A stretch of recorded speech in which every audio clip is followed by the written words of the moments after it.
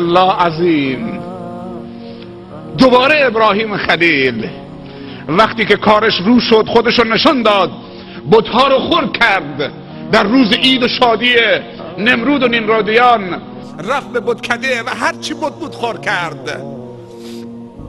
نمرود خبرش شد، گفتن جوونی بود اسمش ابراهیمه، بهش میگن ابراهیم، فکر میکنیم که همین بت‌ها رو خرد کرده و توهین کرده.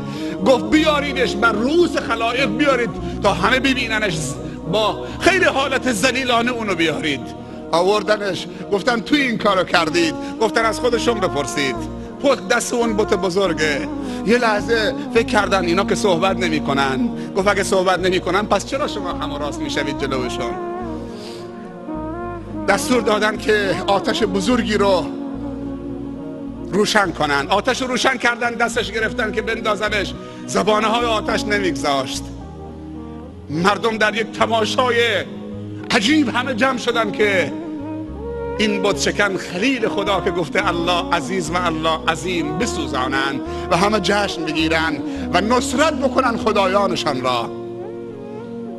دیدن که نمیشه. ابلیس آمد به نمرود گفت اینطوری نمیشه، باید یک منجنیق درست بکنید مثل توپه، مثل دو شاخه هست. اولین منجنیق روی زمین با فکره ابلیس و طراحی ابلیس و پیاده کردن نمرود بود برای سوزندن این موحد خدا، این عبد موحد خدا که گفته بود الله عزیز الله عظیم.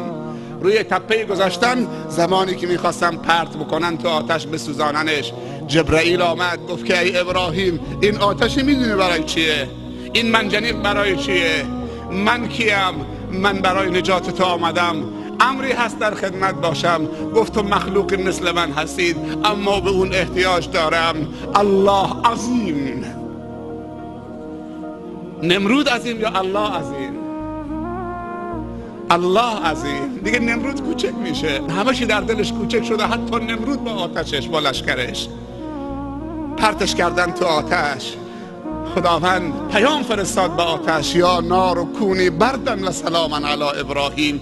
ای آتش خنک باش و معتدل باش، این بنده و عبد موحد ما در تو آمده، تو به امر ما هستی. مثل این که آتش زبان خدا را میداند، مثل این که مخاطبش گوش دارد، پیام میگیرد. از آتش بیرون آمد، نمرود ذلیل شد. الله عظیم الله عظیم.